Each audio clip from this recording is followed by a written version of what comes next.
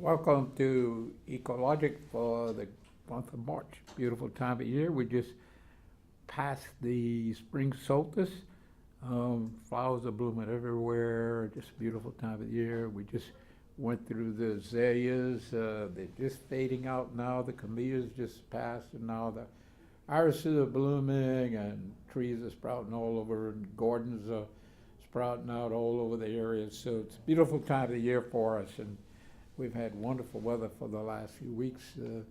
Congratulations to the people who made the 50-mile Bayou paddle with Bayou Vermilion District. I think they had a real good trip.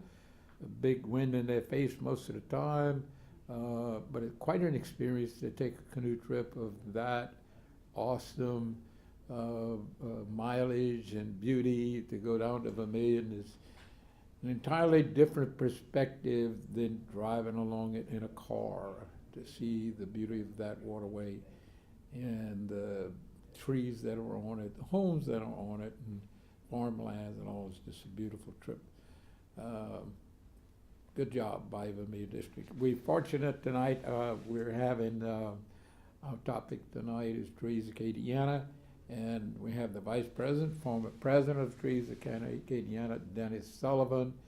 We're coming up on the annual meeting Tuesday, but we want to go through the history of Trees Acadiana, some of our accomplishments, the goals, and then announcement about what the meeting will be. So Dennis, lead the way. Tell us a little bit about the history of Trees Acadiana. Okay, Harold, Trees Acadiana, how I first heard about Trees Acadiana was people that were planting trees, and that's always been something close to my heart. I was raised in a family that valued trees and planted them whenever we had a new house. And I was a military brat. We moved a lot, and the first time I remember planting trees, we had monster oaks behind the house that we moved into, and it was a new neighborhood on the Ohio River outside Fort Knox. And I remember planting with my father and looking at the big trees out in the back and talking with him about how someday these trees would grow to some similar size. And it's always that concept that's intrigued me about the value of trees. So what we in Trees Acadiana try to do is value trees by planting them and honoring the ones we already have. It's a challenging job in the developing world, but I think we do a very good job of it. Our tree planting is mostly annually in the tree planting season, if you will, when it's colder. One tree planting is usually around the Arbor Day time, somewhere in January, third week, I think, in January. And we announce it as widely as we can.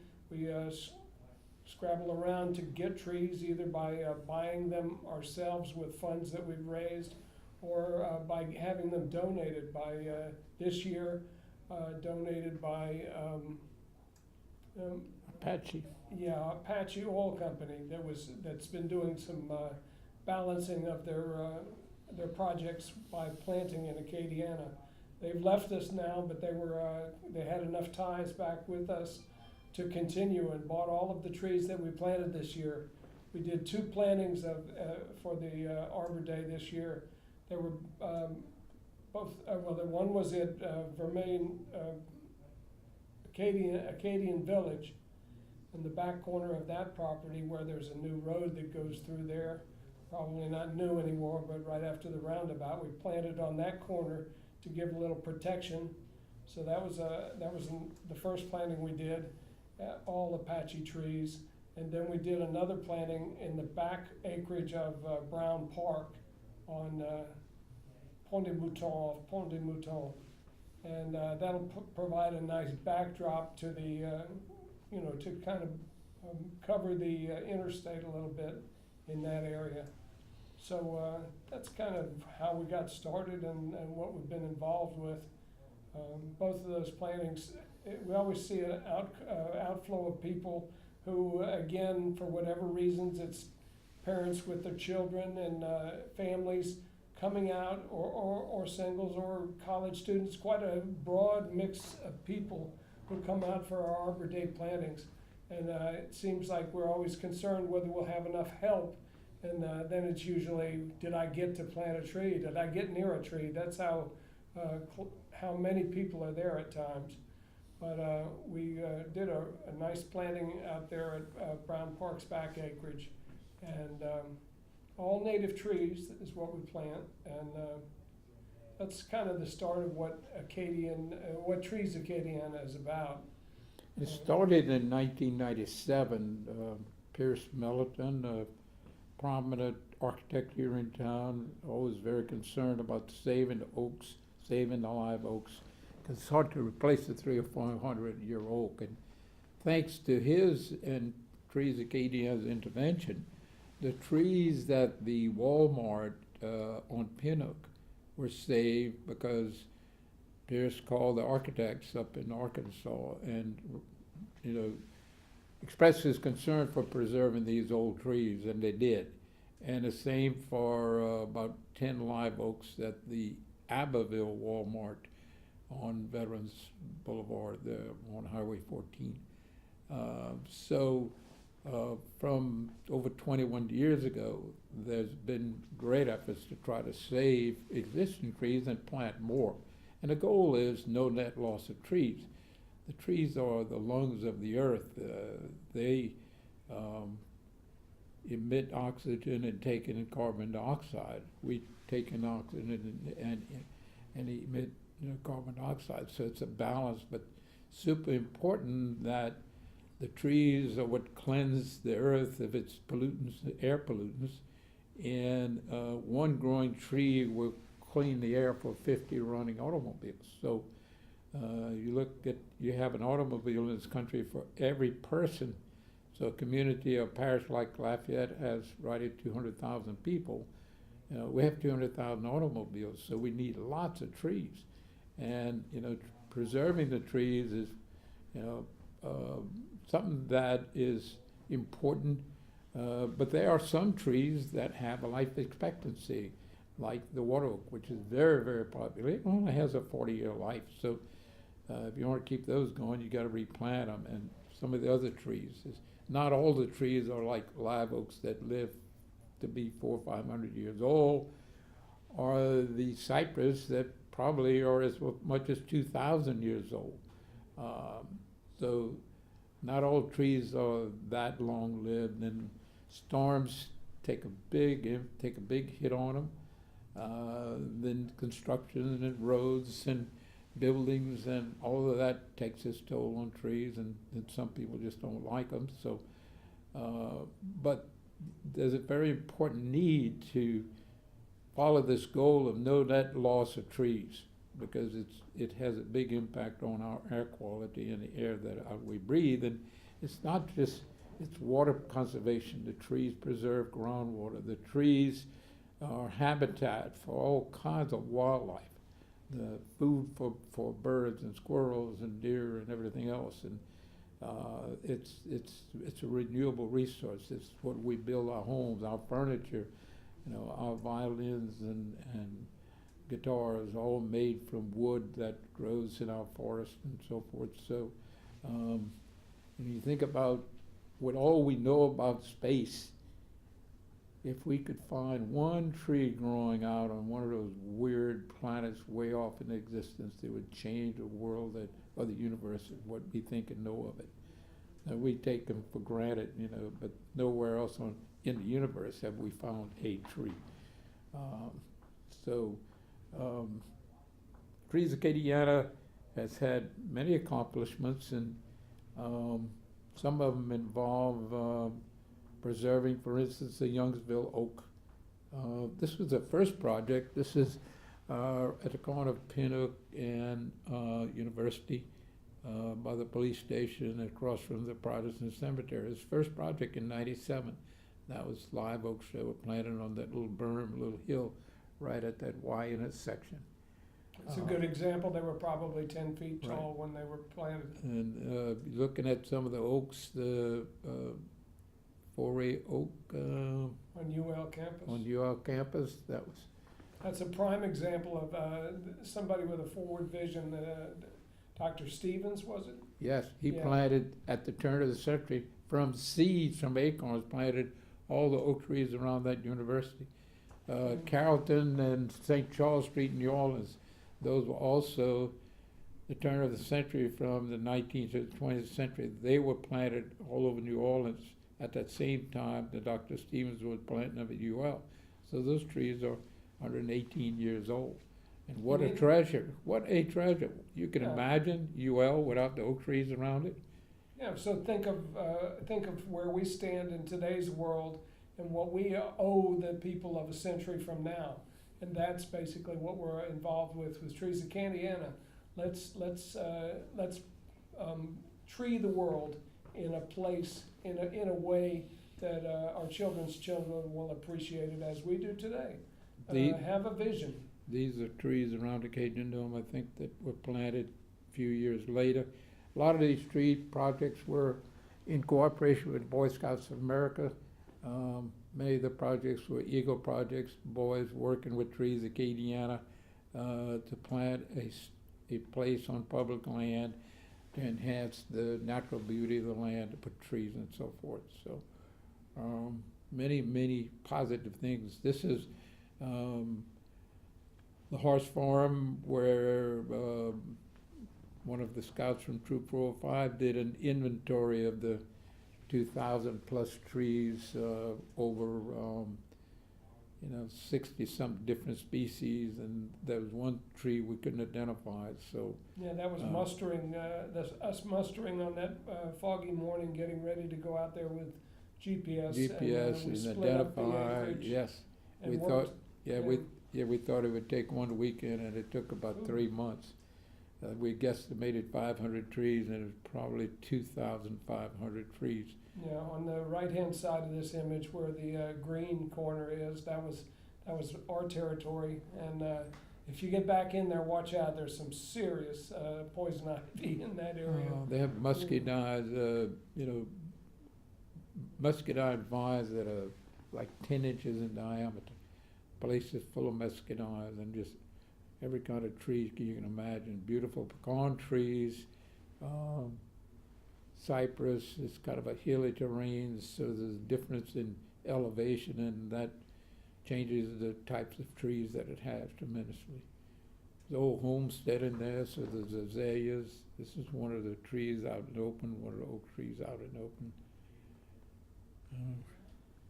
This is the moving of Mr. Owl, where they moved this enormous oak tree along Highway 90 that was sitting right in the middle of the service road. They couldn't cut it down.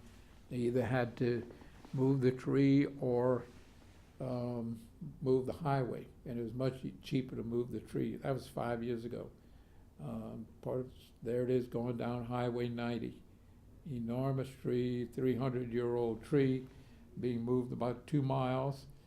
It was set on the ground in the interchange on Highway 90 that goes to, I think goes to Weeks Island.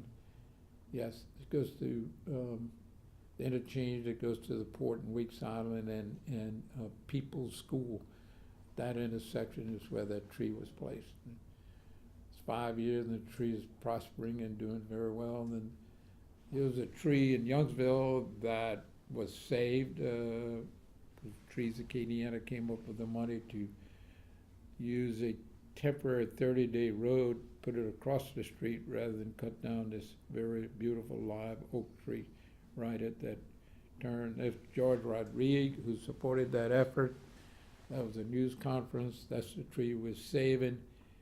Rodriguez did a painting of the tree. There it is. We still have some of the some of the copies of it that's available. They are signed. They're signed prints of the Youngsville oak by George Rodriguez, who contributed that. And that was where the money came from to actually move that street, that temporary 30-day road across the street. And we try to bring the kids, and I mentioned that it was families on a lot of the Arbor Day plantings, but every year we go to the schools and we ask the teachers whether they would be interested in planting a tree with their class, or whether members of the class would like bare root seedlings. And these are some of the kids planting their own trees at their school. And it's usually something they enjoy quite a bit. Each year in January, the Trees Acadiana, at the request of the schools, get these trees to them. They can be citrus, they're native, they're oaks, and you name it. The schools ask for them. We do our best to get it to them and donate it. You know, you see, it's the January planting. Everybody's got jackets on. This is Moss Street, right, on the heading north? Yes. There's a lot of buildings in the back left there. I don't know. This if was that's- an Eagle project. You Yeah. see one of the guys with a scout uniform on. That was planting live oaks on the Louisiana Avenue. Pierce Melaton Yes, the Forest Memorial. Highway. Memorial Oaks, yes. Yeah. There were 2 plantings. There's about 20 trees on the south side of I-10 on Louisiana Avenue, and there's about 20 on the north side. It's 2 Oh, brothers. and this is at the motor pool for the school board. We worked with the Lafayette Parish School Board, and they wanted some kind of a screening for this Yes. motor pool here. And that was designed by Jim Foray at UL, who has the ability to imagine the plants as they will look and properly place groupings of plants to do the job of beautifying an area and eventually covering up the vision of these school buses parked there. Yeah, who all park there in the summertime when they're not running, you know, so. But the trees now, that's been 3 or 4 years ago, they're getting to be a nice size, so it's pretty much greened off the buses. They're getting Good up. variety too. Yeah. And it's Uh, always amazing how many volunteers show up to help with these projects, you know. Is this BVD? Or, yeah, this is us planting the bare root seedlings that aren't given away of a year. And we get people to come out. BVD is kind enough to give us some acreage near the river there, down from Vermilionville, or downriver from Vermilionville, and we use whatever city compost, and there we are. Got a little tarp area there. This is why we take seedlings and we put them in 3-gallon pots to give away at events like Festival International, Festival Acadiana. They're free of charge. They're generally native plants. They're plants that will support wildlife, that'll prosper in our local climate and soils. We potted about 300 this the last couple of weeks. Yeah, we've got that little activity down quite a bit now. But the repairing of we had a lot of damage from the frost, the freeze, to the watering system, so we're still working that.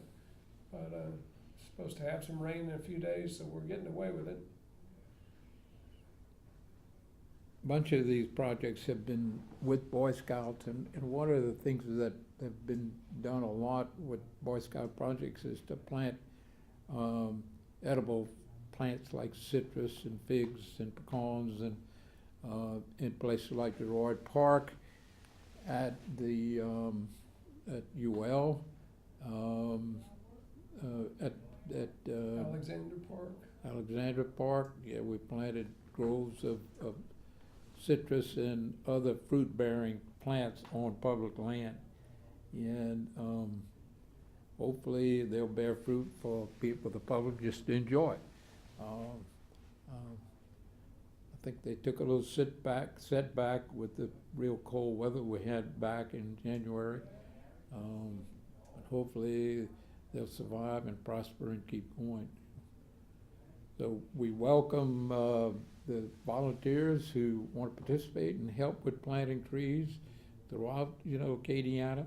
We're not limited to Lafayette by any means. We've been involved in tree planting from all over the state almost. We did a big tree planting out on Hackberry Island. We planted about 1,000 trees after Hurricane Rita wiped out 100% of the vegetation on Hackberry Island. A year later, we planted about 1,000 trees that were wiped out by Hurricane Ike. and we went back and planted some more. So hopefully, those are getting started and getting going. So sometimes it's frustrating in these projects that you don't always have 100% success, but it's so important that the effort goes forth, and most of the time the plantings are quite successful. We can drive down Pinhook and look at the scrawny little trees that we planted 15 years ago that are big, beautiful oaks right now. So you can drive around the community and constantly be in sight of projects that were put in place with volunteers, Boy Scouts, and UL students in some of these projects, and you know, the guidance and leadership of Trees Acadiana. So we have our annual meeting coming up. You might share with us what's going on with the annual meeting, because that's next Tuesday night at Pack and Paddle at, what, 6:30? No, it's 6 o'clock at Pack and Paddle, Tuesday the 27th of March. It's our annual meeting, so there'll be a short summary of our doings from last year. And if our treasurer gives us a report, then we'll probably report on the dollars and cents of the organization. In addition to that, we've invited a number of people who've been kind enough to commit to come out and speak to us. Kathy Gilbert with Consolidated Government's Planning Department is going to come, as is Abby Judy's, a member of the team over there in the Planning Department. Kathy to give a broader overview of the city and how they're looking at the preservation of our trees and of our landscape, and what rules are in place, what kind of guidance we have to the people of the city. And then Abby with a specific project that she's up to now. We'll have Stafford Barnett from Scenic Lafayette come to summarize what's going on with Scenic Lafayette. And then Heather Warner Finley with the Acadiana Native Plant Project.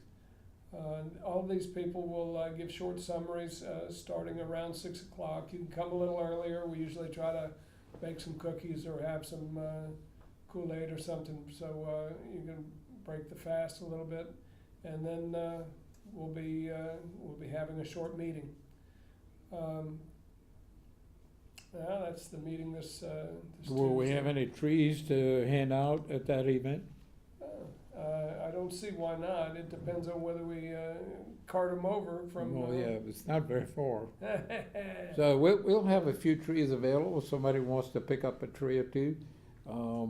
We potted about 300 of them last Tuesday, so they're in the pots, watered, they're sprouting, they're looking real good. We have some left over from last year that look pretty good.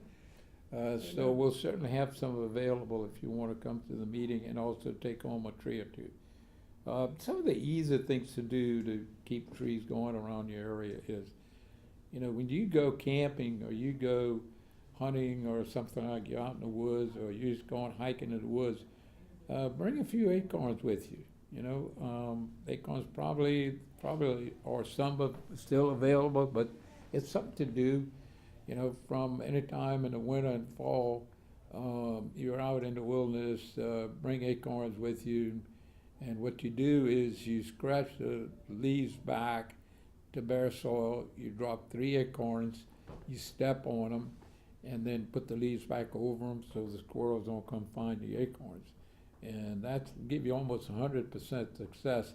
And we took this from the hunters around Franklin would go into the wildlife management area around Franklin, in the Chappelli Basin, and all through that area. The basin has lots of trees, but not many trees that produce acorns and food for squirrels and so forth, wood ducks. And they're scarce and hard to find, but in that wildlife management area near Beat Point,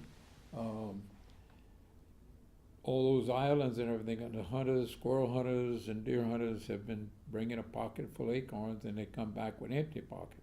And so all through that system you find these beautiful live oaks sprouting and growing, water oaks, some of the red oaks and some of the white oaks, and whatever people find around their yards, they take them, and that's no cost, easy to do, that enhances, the trees diversity in the shelf life and the food supply for squirrels and birds and everything that feed and need those resources to survive.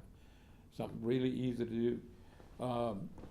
The trees we have are available free of charge.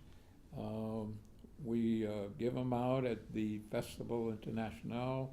There's an information booth at the corner of Jefferson and Vermilion, and the trees are available there. And for the full 4 or 5 days of the event.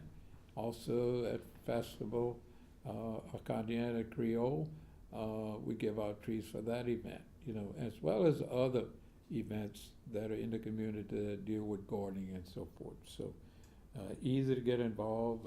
We meet once a month. If you want to be a part of the group and become a little more active, we welcome the volunteers and help from any sort of resources that have the time to try to make this area a lot prettier place.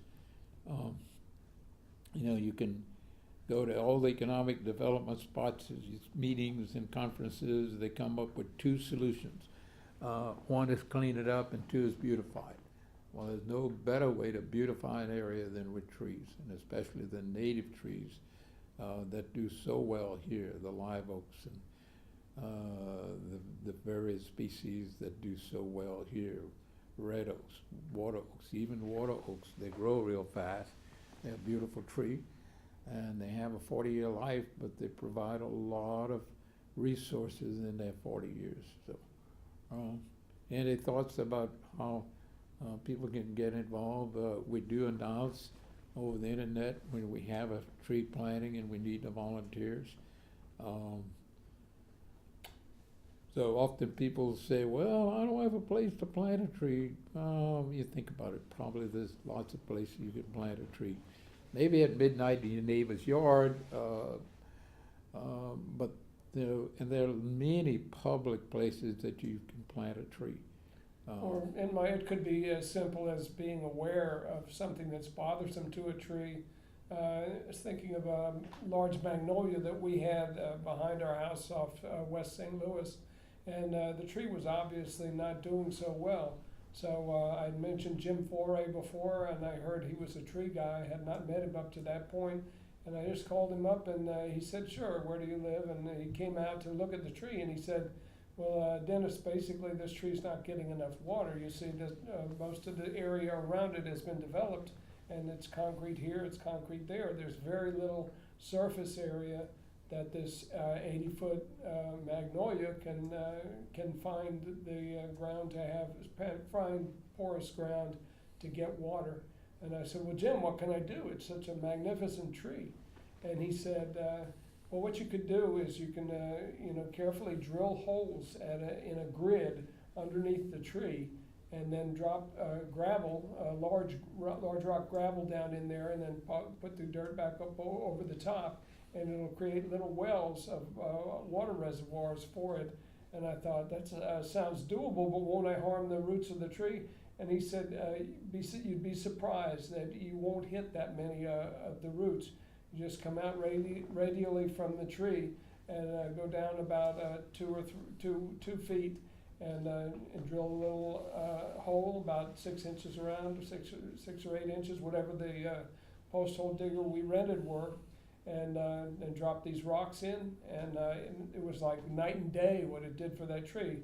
So there are trees everywhere in the urban environment that may be suffering from their situation. They just need to have the right perspective, the right thought placed into what their problem might be. And you county agents, there are all kinds of people that are ready and willing to help. City probably has tree experts.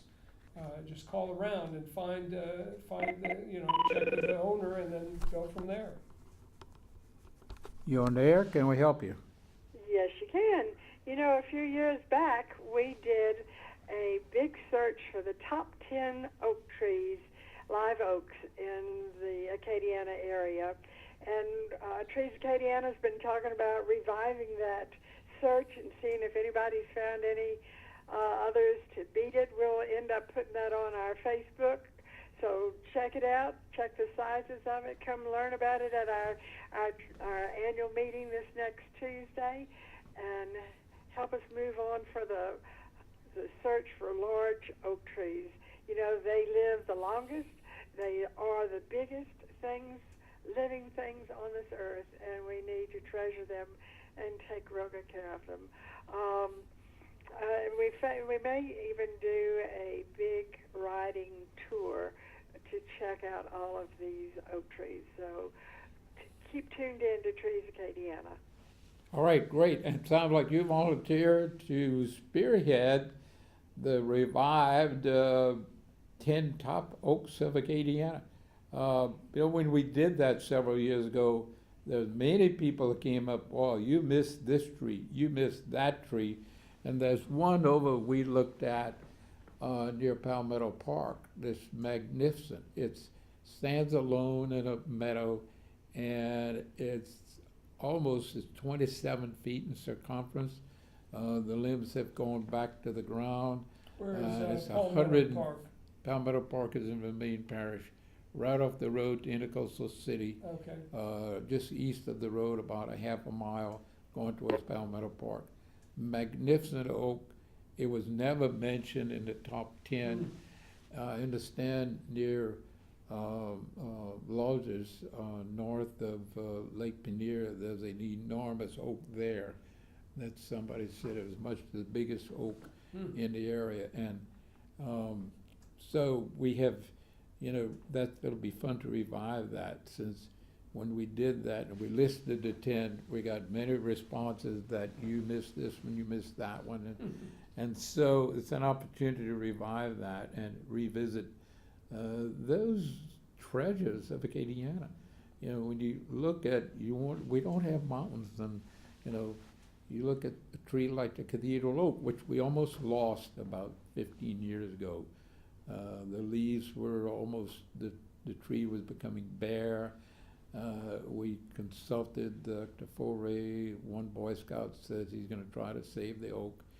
And what Dr. Foray at UL said was that there's so many visitors to the oak and people walking around under it that they had pounded the ground under it into a concrete consistency where nutrients will no longer go to the tree. So one, they had to stop all the traffic underneath, and two, they needed to get some medium to transfer nutrients under the tree. So we ended up planting ferns all over under the tree. The tree was fenced off, and the tree has been prospering ever since. It just looks beautiful. It's beautiful and green now, and that's because somebody said we can't let this tree die. We're gonna. And a young Boy Scout saying, and he got the cooperation of the whole school, the Cathedral Carmel School. When they planted those ferns, they must have had half the school there helping to save that beautiful treasure of Lafayette. You have tourists come to Lafayette, they want to see the cathedral and the cathedral oak. That is a real treasure, and somebody wouldn't let it die, and the help of the university and a lot of young kids that did what was necessary to save that tree. That meeting is an opportunity to learn about the treasures that we have in Acadiana. The Sierra Club has a registry for cypress trees. What do they call it? The cypress registry.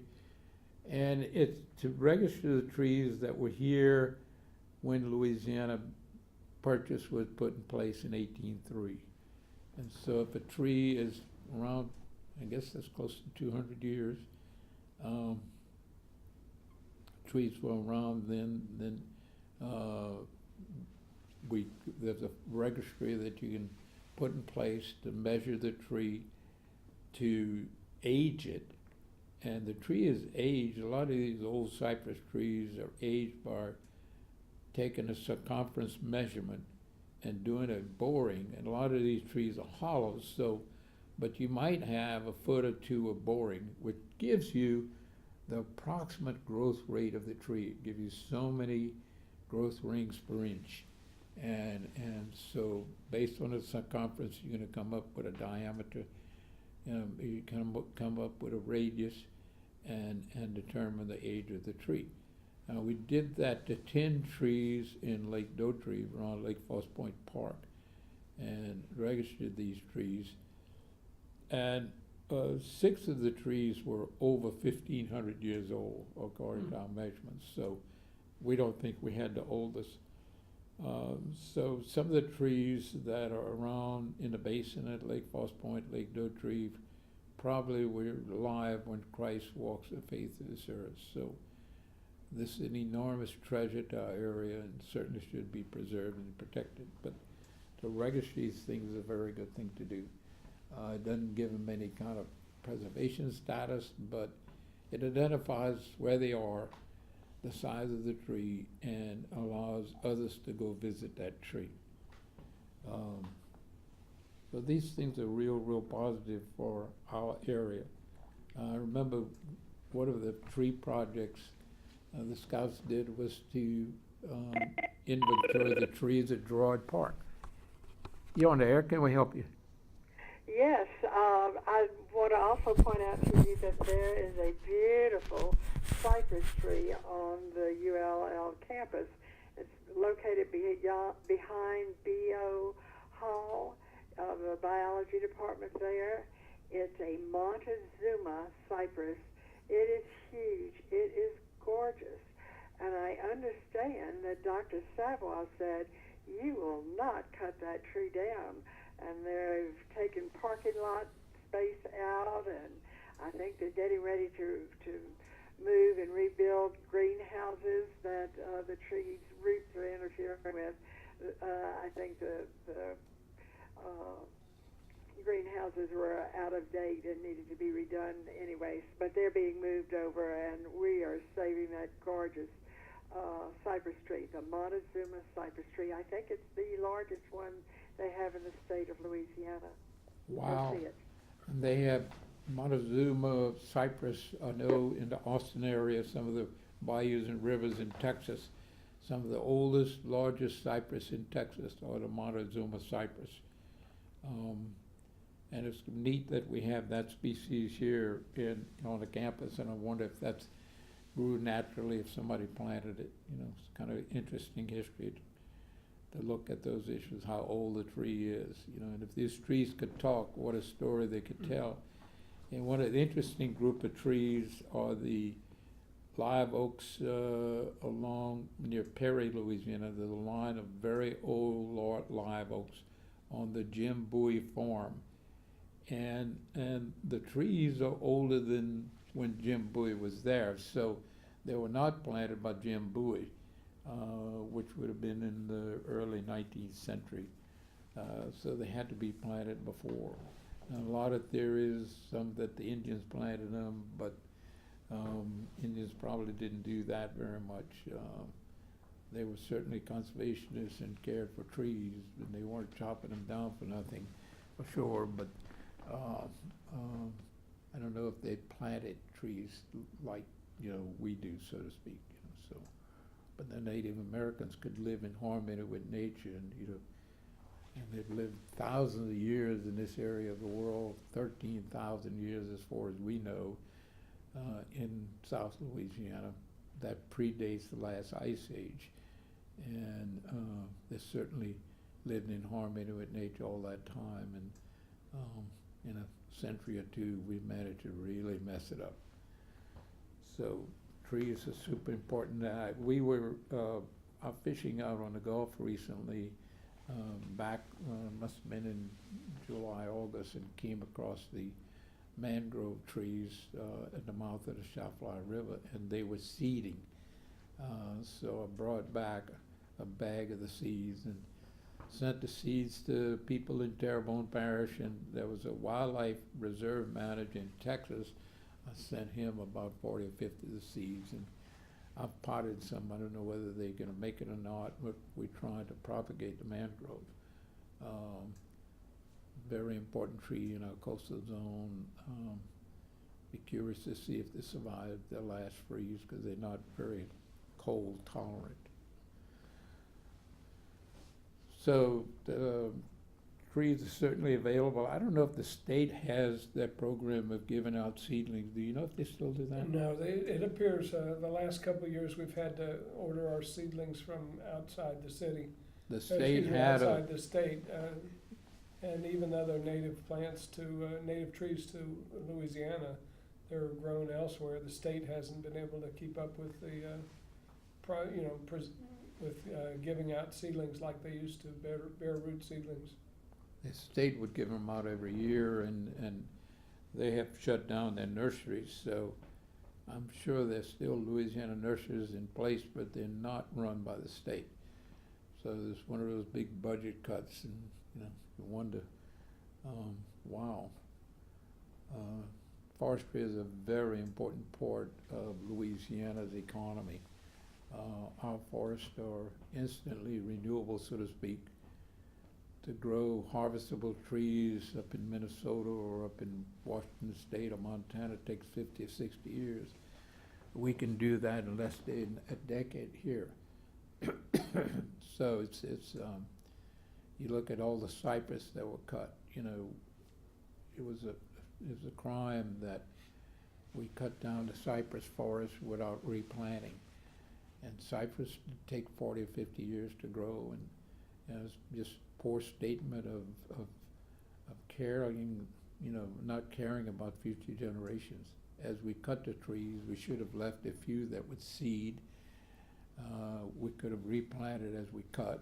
If we continued to do that, we'd still be harvesting cypress. They managed to do that in the Northwest, even it takes 40, 50 years to grow. They do reforestation. If they cut down X number of board feet, they plant trees to replace it. So it's all about sustainability, and we have a long history of disregarding that. And trees are part of that story, that we neglected to look to generations in the future. What the cypress swamp, you drive on I-10 when you go into Baton Rouge, you drive through a cut over cypress swamp. It could have, when it was cut, it could have been easily replanted. At the time, the trees probably would have survived and would be beautiful today. They were cut, in the 1890s to about 1930. That 35, 40-year period, they cut the trees out of our wetlands, out of this Shafly Basin. The last steam pull boats came out of the basin before the levees were finished. So hopefully we have a generation that cares a lot more. kind of tickling my throat. Do you have any more water? Yes, I do.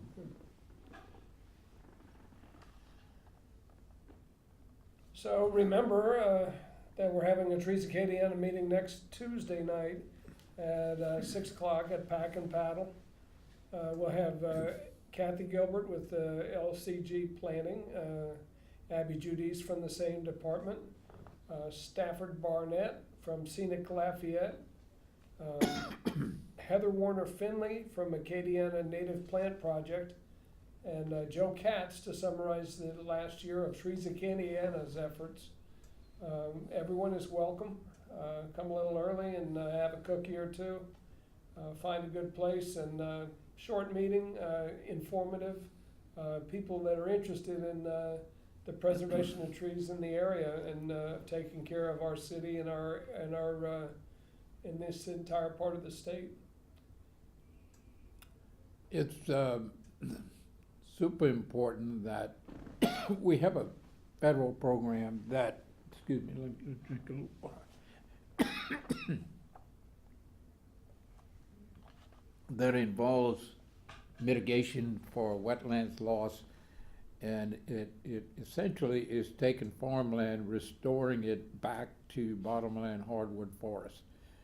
And it is very beneficial to wildlife because they're planting native trees that produce acorns and fruit, whatever, for wildlife, and that's been a very successful program, and it's very beneficial to the landowners. you have farm property that is hydric soil, it means that it was once swampland, and you want to return it to forest, then there's a federal program that does that. There are contractors that can get you going with that. So your county agent can inform you about who would help you with that, what government agencies can help you. I know U.S. Fish and Wildlife been involved, especially as it relates to endangered species. There were 300,000 acres of farmland that were restored to forest just to enhance the recovery of the Louisiana black bear. So those are forestry programs that are on the federal ticket that are very beneficial to our air quality, water quality, wildlife. And again, it gets back where, it's restoration of what was cut down. In the 60s, the U.S. government decided we needed to have more soybeans and cotton grown in the delta lands of Arkansas, Mississippi, Louisiana, and we really, under the federal ticket and with your tax dollars, we cleared over 20 million acres of forest and turned it to fields. Now there's a program trying to go backwards on that. So, but if you're a landowner and you have soil that was once part of a swamp, and most people would know that, you can restore it back to forest. And there's lots of people will help you do that. Some simple things you can do. You can have a goal of plant one tree a year, and if you don't have a place to plant it, just asking around, you'll find lots of folks that'll be willing to host the tree planting in their yard or on their farm property. There are fence lines that, could be enhanced tremendously with trees. There's nothing nicer than a vegetation barrier between you and your neighbors, and trees can be a real big part of that. And often neighbors are willing to cooperate with each other, and instead of putting a big gruesome fence that blocks the wind and all, to put a vegetation barrier that is soundproofing, it's shelter for wildlife, it's for the birds, that provides food and shelter for birds, and it beautifies your place. And you can look at a lot of the new home subdivisions in the country. There's a crying need for planting trees in those subdivisions to help with the burden of heat.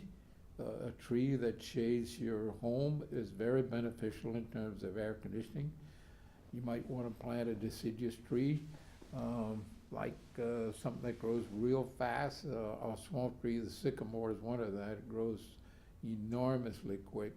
You can grow a big tree in 5 to 6 years and plant that on the south side of the house, and it will shade you very quickly in the summertime, and it loses leaves very quickly.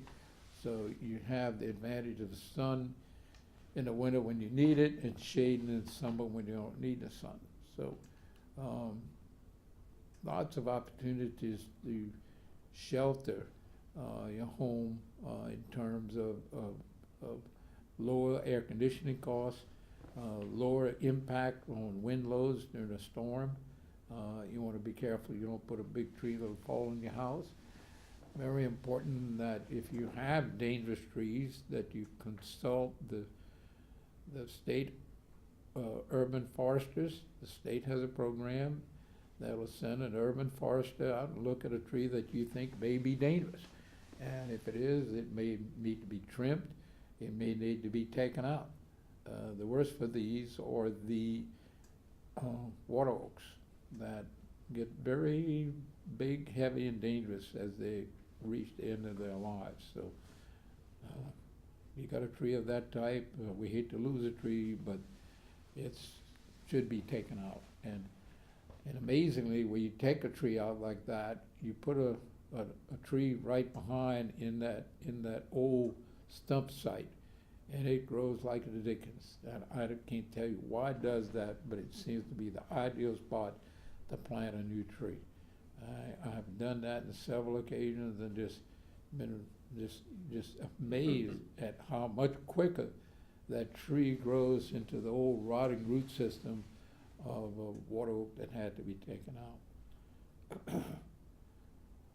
So it's it's all about making the world a little better for your efforts in passing. And it's trees are the gift from the Almighty.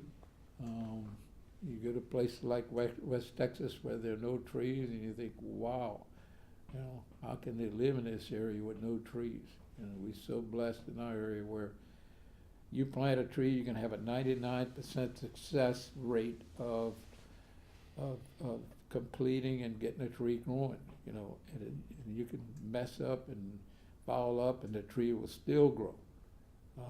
You want to plant a tree out in the pasture, just put a stake. And, some bird will go sit on that stake and drop the seed from a chicken tree. And you can, reforest the whole area just putting stakes out in an open field. Nature is a wonderful thing. And if you grow chicken trees, you'll have the change of foliage in the fall. Yeah, that's an invasive tree. People tend to hate them, but they produce a lot of food for wildlife. They're a beautiful tree. They grow real fast. They turn red in the fall, so they're not all that bad. And when we talk about if you live along the bayou, it might be better to plant trees than to put a bulkhead. The cypress trees along the edge of the bayou will tolerate high water levels, will build a root system that'll far outlast any bulkhead you can put. And of course, it's much prettier. And of course, cypress will grow just like willow. You can just take you don't have to buy seed cypress. You can just take clipping of a growing cypress tree and stick it in the mud at the water line. It'll grow. It's a clone of the tree you took it from, but they'll grow just like a willow. Willow trees, you can grow those real quick, real easy. You can take a 1 foot sprout, 1/4 of an inch size, and go put it in the mud line and have a whole willow forest. They really plant mangroves that way, the same way. Vietnam, when the deforestation took place, the trees were replaced by a lot of Vietnamese students doing just that, with mangrove and willows, planting trees in the wetlands areas of Vietnam and restoring the forest that had been denuded by defoliants. So we're very fortunate. We have the climate that allows trees to go quick and fast. Even a live oak grows pretty fast. A 10-year-old live oak can be a really large tree. So again, we're going to have trees available at the meeting if you want to come and grab a tree or two. They'll be available at Festival International, which is only about a month away, and they're free. All we want is a commitment from you to plant them. But taking a tree in a pot, even a procrastinator has 2 or 3 years to hang around before deciding to plant a tree. Yeah, the only thing you have to do is keep the root ball periodically watered. And well, if you leave it outside, it'll do it by itself. Yeah, that's true. Yeah. And just keep an eye on it so it doesn't really dry out, and let the regular rains do the job for you. And then when it's a good time in the fall and into the colder time, when the trees concentrate on their root building, then it'd be a good time to get it in the ground. Whether it's, like Harold says, it doesn't have to be this year, but one of those years. And I'll have a friend already selected and has been living with you for a while, and there you go, treed. Yeah, and there's nothing greater than to see a nice tree growing and just full of birds and wildlife and squirrels inhabiting it, and the shade that it provides, and that shelters your home from the hot sun and the brisk winds from a storm. So real important that you take care of the trees you have and replace them when they do go bad or when they invariably have to be taken out.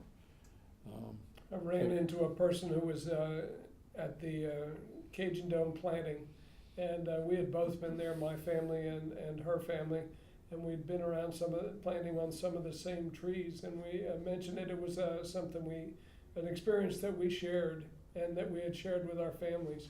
And every time we go back and look at how amazing those trees are in that parking lot now, and think of the shade that they'll provide for parked cars of a day, and how much nicer they make our city. It doesn't take much. Just a vision for a nicer future, a more treed future. And all you have to do is get involved. That's all it takes. In St. Bernard Parish, after Hurricane Rita, there was one of the communities that wrecked, and it had beautiful boulevards, and they had planted with azaleas and camellias, and the storm surge killed all those completely. But they noticed that their citrus trees survived. So they dug up the azaleas and camellias and replaced the whole neutral ground throughout the city with oranges and grapefruit, satsumas, and it's been a wonderful success story. The town is full of grapefruits and oranges for 5 or 6 months of the year. People don't abuse the opportunity.